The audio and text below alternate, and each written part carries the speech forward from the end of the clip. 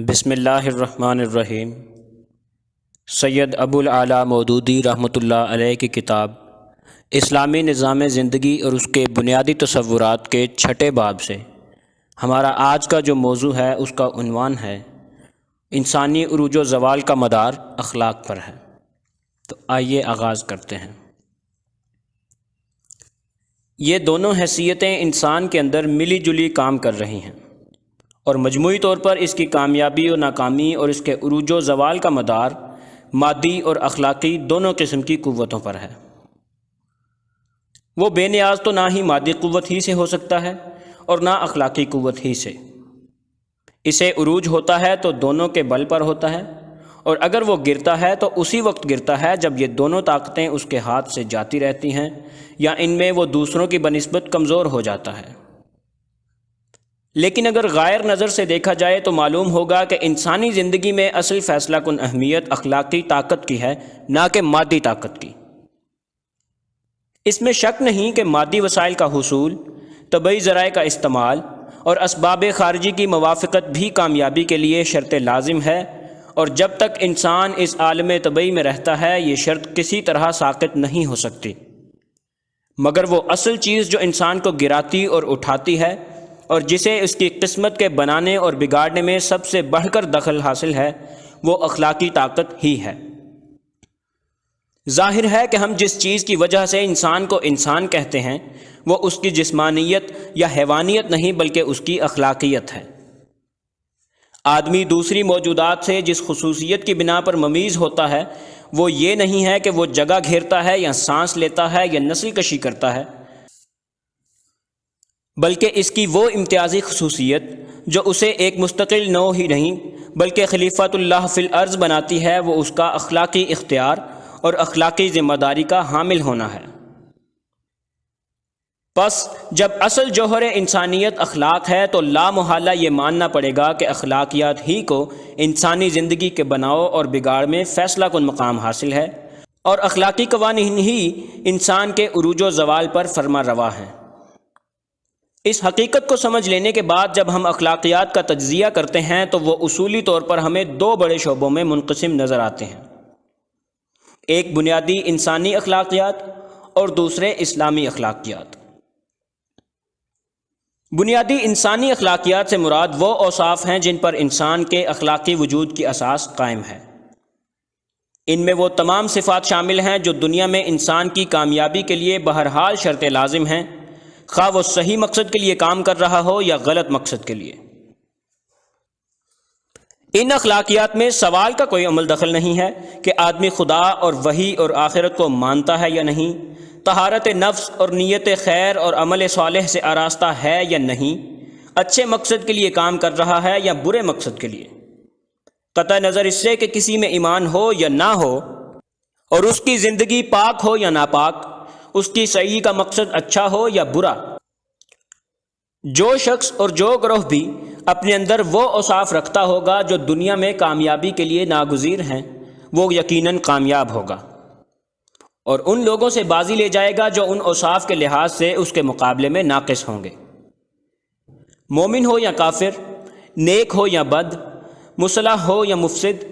غرض جو بھی ہو، وہ اگر کارگر انسان ہو سکتا ہے تو صرف اسی صورت میں جب کہ اس کے اندر ارادے کی طاقت اور فیصلے کی قوت ہو، عزم اور حوصلہ، صبر و ثبات اور استقلال ہو، تحمل اور برداشت ہو، ہمت اور شجاعت ہو، مستعدی اور جفا کشی ہو، اور اپنے مقصد کا عشق اور اس کے لیے ہر چیز قربان کر دینے کا بلبوتہ ہو، حزم و احتیاط اور معاملہ فہمی و تدبر ہو، حالات کو سمجھنے اور ان کے مطابق اپنے آپ کو ڈھالنے اور مناسب تدبیر کرنے کی قابلیت ہو، اپنے جذبات و خواہشات اور ہیجانات پر قابو ہو، اور دوسرے انسانوں کو موہنے اور ان کے دل میں جگہ پیدا کرنے اور ان سے کام لینے کی صلاحیت ہو۔ پھر ناگزیر ہے کہ اس کے اندر وہ شریفانہ خصائل بھی کچھ نہ کچھ موجود ہوں جو فی الحقیقت جوہر آدمیت ہیں، اور جن کی بدولت آدمی کا وقار و اعتبار دنیا میں قائم ہوتا ہے، مثلا خودداری، فیاضی، رحم، ہمدردی، انصاف، وسعت قلب و نظر، سچائی، امانت، راست بازی، پاس عہد، معقولیت، اعتدال، شائستگی، طہارت و نظافت اور ذہن و نفس کا انضباط۔ یہ اوصاف اگر کسی قوم یا گروہ کے بیشتر افراد میں موجود ہوں تو گویا یوں سمجھیے کہ اس کے پاس وہ سرمایہ انسانیت موجود ہے جس سے ایک طاقتور اجتماعیت وجود میں آ سکتی ہے۔ لیکن یہ سرمایہ مجتمع ہو کر بالفعل ایک مضبوط و مستحکم اور کارگر اجتماعی طاقت نہیں بن سکتا جب تک کچھ دوسرے اخلاقی اوصاف بھی اس کی مدد پر نہ آئیں۔ مثلاً تمام یا بیشتر افراد کسی اجتماعی نصب العین پر متفق ہوں اور اس نصب العین کو اپنی انفرادی اغراض بلکہ اپنی جان، مال اور اولاد سے بھی عزیز تر رکھیں، ان کے اندر آپس کی محبت اور ہمدردی ہو، انہیں مل کر کام کرنا آتا ہو، وہ اپنی خودی و نفسانیت کو کم از کم اس حد تک قربان کر سکیں جو منظم سعی کے لیے ناگزیر ہے، صحیح و غلط رہنما میں تمیز کر سکتے ہوں اور موزوں آدمیوں ہی کو اپنا رہنما بنائیں۔ ان کے رہنماؤں میں اخلاص اور حسن تدبیر اور رہنمائی کی دوسری ضروری صفات موجود ہوں اور خود قوم یا جماعت بھی اپنے رہنماؤں کی اطاعت کرنا جانتی ہو، ان پر اعتماد رکھتی ہو اور اپنے تمام ذہنی، جسمانی اور مادی ذرائع ان کے تصرف میں دے دینے کو تیار ہو۔ نیز پوری قوم کے اندر ایسی زندہ اور حساس رائے عام پائی جاتی ہو جو کسی ایسی چیز کو اپنے اندر پنپنے نہ دے جو اجتماعی فلاح کے لیے نقصان دہ ہو۔ یہ ہیں وہ اخلاقیات جنہیں میں بنیادی اخلاقیات کے لفظ سے تعبیر کرتا ہوں، کیونکہ فی الواقع یہی اخلاقی اوصاف انسان کی اخلاقی طاقت کا اصل منبع ہے، اور انسان کسی مقصد کے لیے بھی دنیا میں کامیاب سعی نہیں کر سکتا جب تک ان اوصاف کا زور اس کے اندر موجود نہ ہو۔ ان اخلاقیات کی مثال ایسی ہے جیسے فولاد کہ وہ اپنی ذات میں مضبوطی و استحکام رکھتا ہے، اور اگر کوئی کارگر ہتھیار بن سکتا ہے تو اسی سے بن سکتا ہے، قطع نظر اس سے کہ وہ غلط مقصد کے لیے استعمال ہو یا صحیح مقصد کے لیے۔ آپ کے پیش نظر صحیح مقصد ہو تب بھی آپ کے لیے مفید ہتھیار وہی ہو سکتا ہے جو فولاد سے بنا ہو، نہ کہ سڑی گلی پھس پھسی لکڑی جو ایک ذرا سے بوجھ اور معمولی سی چوٹ کی بھی تاب نہ لا سکتی ہو۔ یہی وہ بات ہے جسے نبی صلی اللہ علیہ وآلہ وسلم نے اس حدیث میں بیان فرمایا ہے کہ تم میں جو لوگ جاہلیت میں اچھے تھے وہی اسلام میں بھی اچھے ہیں، یعنی زمانہ جاہلیت میں جو لوگ اپنے اندر جوہر قابل رکھتے تھے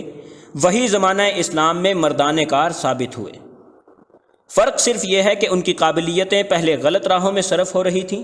اور اسلام نے آ کر انہیں صحیح راہ پر لگا دیا۔ مگر بہرحال ناکارہ انسان نہ جاہلیت کے کسی کام کے تھے نہ اسلام کے۔ نبی صلی اللہ علیہ وآلہ وسلم کو عرب میں جو زبردست کامیابی حاصل ہوئی اور جس کے اثرات تھوڑی ہی مدت گزرنے کے بعد دریائے سندھ سے لے کر اٹلانٹک کے ساحل تک دنیا کے ایک بڑے حصے نے محسوس کر لیے، یہی تو تھی کہ آپ کو عرب میں بہترین انسانی مواد مل گیا تھا جس کے اندر کیریکٹر کی زبردست طاقت موجود تھی۔ اگر خدا نخواستہ آپ کو بودے، کم ہمت، ضعیف الارادہ اور ناقابل اعتماد لوگوں کی بھیڑ مل جاتی تو کیا پھر بھی وہ نتائج نکل سکتے تھے؟ اب اخلاقیات کے دوسرے شعبے کو لیجئے جسے میں اسلامی اخلاقیات کے لفظ سے تعبیر کر رہا ہوں۔ یہ بنیادی انسانی اخلاقیات سے الگ کوئی چیز نہیں ہے بلکہ اسی کی تصحیح اور تکمیل ہے۔ اسلام کا پہلا کام یہ ہے کہ وہ بنیادی انسانی اخلاقیات کو ایک صحیح مرکز و محور مہیا کر دیتا ہے جس سے وابستہ ہو کر وہ سراپائے خیر بن جاتے ہیں۔ اپنی ابتدائی صورت میں تو یہ اخلاقیات مجرد ایک قوت ہیں جو خیر بھی ہو سکتی ہے اور شر بھی، جس طرح تلوار کا حال ہے کہ وہ بس ایک کاٹ ہے جو ڈاکو کے ہاتھ میں جا کر آلہ ظلم بھی بن سکتی ہے اور مجاہد فی سبیل اللہ کے ہاتھ میں جا کر وسیلہ خیر بھی۔ اسی طرح ان اخلاقیات کا بھی کسی شخص یا گروہ میں ہونا بجائے خود خیر نہیں ہے، بلکہ اس کا خیر ہونا موقوف ہے اس امر پر کہ یہ قوت صحیح راہ میں صرف ہو اور اسے صحیح راہ پر لگانے کی خدمت اسلام انجام دیتا ہے۔ اسلام کی دعوت توحید کا لازمی تقاضا یہ ہے کہ دنیا کی زندگی میں انسان کی تمام کوششوں اور محنتوں کا اور اس کی دوڑ دھوپ کا مقصد توحید اللہ تعالیٰ کی رضا کا حصول ہو۔ وَإِلَيْكَ نَسْعَىٰ وَنَحْفِدُ، اور اس کا پورا دائرہ فکر و عمل ان حدود سے محدود ہو جائے جو اللہ نے اس کے لیے مقرر کر دی ہیں۔ ایاک نعبد ولک نصلی ونسجد، اس اساسی اصلاح کا نتیجہ یہ ہے کہ وہ تمام بنیادی اخلاقیات جن کا ابھی میں نے آپ سے ذکر کیا ہے صحیح راہ پر لگ جاتے ہیں، اور وہ قوت جو ان اخلاقیات کی موجودگی سے پیدا ہوتی ہے، بجائے اس کے کہ نفس یا خاندان یا قوم یا ملک کی سربلندی پر ہر ممکن طریقے سے صرف ہو، خالص حق کی سربلندی پر صرف جائز طریقوں ہی سے صرف ہونے لگتی ہے۔ یہی چیز اس کو ایک مجرد قوت کے مرتبے سے اٹھا کر ایجاباً ایک بھلائی اور دنیا کے لیے ایک رحمت بنا دیتی ہے۔ دوسرا کام جو اخلاق کے باب میں اسلام کرتا ہے وہ یہ ہے کہ وہ بنیادی انسانی اخلاقیات کو مستحکم بھی کرتا ہے اور پھر ان کے اطلاق کو انتہائی حدود تک وسیع بھی کر دیتا ہے۔ مثال کے طور پر صبر کو لیجئے۔ بڑے سے بڑے صابر آدمی میں بھی جو صبر دنیاوی اغراض کے لیے ہو، اس کی برداشت اور اس کے ثبات و قرار کی بس ایک حد ہوتی ہے جس کے بعد وہ گھبرا اٹھتا ہے، لیکن جس صبر کو توحید کی جڑ سے غذا ملے اور جو دنیا کے لیے نہیں بلکہ اللہ رب العالمین کے لیے ہو، وہ تحمل و برداشت اور پامردی کا ایک اتھاہ خزانہ ہوتا ہے جسے دنیا کی تمام ممکن مشکلات مل کر بھی لوٹ نہیں سکتی۔ پھر غیر مسلم کا صبر نہایت محدود نوعیت کا ہوتا ہے۔ اس کا حال یہ ہوتا ہے کہ ابھی تو گولوں اور گولیوں کی بوچھاڑ میں نہایت استقلال کے ساتھ ڈٹا ہوا تھا، اور ابھی جو جذبات شہوانی کی تسکین کا کوئی موقع سامنے آیا تو نفس امارہ کی ایک معمولی تحریک کے مقابلے میں بھی ٹھہر نہ سکا۔ لیکن اسلام صبر کو انسان کی پوری زندگی میں پھیلا دیتا ہے اور اسے صرف چند مخصوص قسم کے خطرات، مصائب اور مشکلات ہی کے مقابلے میں نہیں بلکہ اس لالچ، ہر اس خوف، ہر اس اندیشے اور ہر اس خواہش کے مقابلے میں ٹھہراؤ کی ایک زبردست طاقت بنا دیتا ہے جو آدمی کو راہ راست سے ہٹانے کی کوشش کرے۔ در حقیقت اسلام مومن کی پوری زندگی کو ایک صابرانہ زندگی بناتا ہے جس کا بنیادی اصول یہ ہے کہ عمر بھر صحیح طرز عمل پر قائم رہو، خواہ اس میں کتنے ہی خطرات و نقصانات اور مشکلات ہوں، اور اس دنیا کی زندگی میں اس کا کوئی مفید نتیجہ نکلتا نظر نہ آئے، اور کبھی فکر و عمل کی برائی اختیار نہ کرو، خواہ فائدوں اور امیدوں کا کیسا ہی خوشنما سبز باغ تمہارے سامنے لہلہا رہا ہو۔ یہ آخرت کے قطعی نتائج کی توقع پر دنیا کی ساری زندگی میں بدی سے رکنا اور خیر کی راہ پر جم کر چلنا اسلامی صبر ہے، اور اس کا ظہور لازماً ان شکلوں میں بھی ہوتا ہے جو بہت محدود پیمانے پر کفار کی زندگی میں نظر آتی ہیں۔ اسی مثال پر دوسرے تمام بنیادی اخلاقیات کو بھی آپ قیاس کر سکتے ہیں۔ کفار کی زندگی میں صحیح فکری بنیاد نہ ہونے کی وجہ سے وہ ضعیف اور محدود ہوتے ہیں، اور اسلام ان سب کو ایک صحیح بنیاد دے کر محکم بھی کرتا ہے اور وسیع بھی کر دیتا ہے۔ اسلام کا تیسرا کام یہ ہے کہ وہ بنیادی اخلاقیات کی ابتدائی منزل پر اخلاق فاضلہ کی ایک نہایت شاندار بالائی منزل تعمیر کرتا ہے، جس کی بدولت انسان اپنے شرف کی انتہائی بلندیوں پر پہنچ جاتا ہے۔ وہ اس کے نفس کو خود غرضی سے، نفسانیت سے، ظلم سے، بے حیائی اور خلاعت و بے قیدی سے پاک کر دیتا ہے۔ اس میں خدا پرستی، تقوی و پرہیزگاری اور حق پرستی پیدا کرتا ہے۔ اس کے اندر اخلاقی ذمہ داریوں کا شعور و احساس ابھارتا ہے، اس کو ضبط نفس کا خوگر بناتا ہے، اسے تمام مخلوقات کے لیے کریم، فیاض، رحیم، ہمدرد، امین، بے غرض، خیر خواہ، بے لوث منصف اور ہر حال میں صادق اور راست باز بنا دیتا ہے، اور اس میں ایک ایسی بلند پایا سیرت پرورش کرتا ہے جس سے ہمیشہ صرف بھلائی کی توقع ہو اور برائی کا کوئی اندیشہ نہ ہو، اور اس میں ایک ایسی بلند پایا سیرت پرورش کرتا ہے جس سے ہمیشہ صرف بھلائی کی توقع ہو اور برائی کا کوئی اندیشہ نہ ہو۔ پھر اسلام آدمی کو محض نیک ہی بنانے پر اکتفا نہیں کرتا، بلکہ حدیث رسول صلی اللہ علیہ وآلہ وسلم کے الفاظ میں وہ اسے بھلائی کا دروازہ کھولنے والا اور برائی کا دروازہ بند کرنے والا بناتا ہے، یعنی وہ ایجاباً یہ مشن اس کے سپرد کرتا ہے کہ دنیا میں بھلائی پھیلائے اور برائی کو روکے۔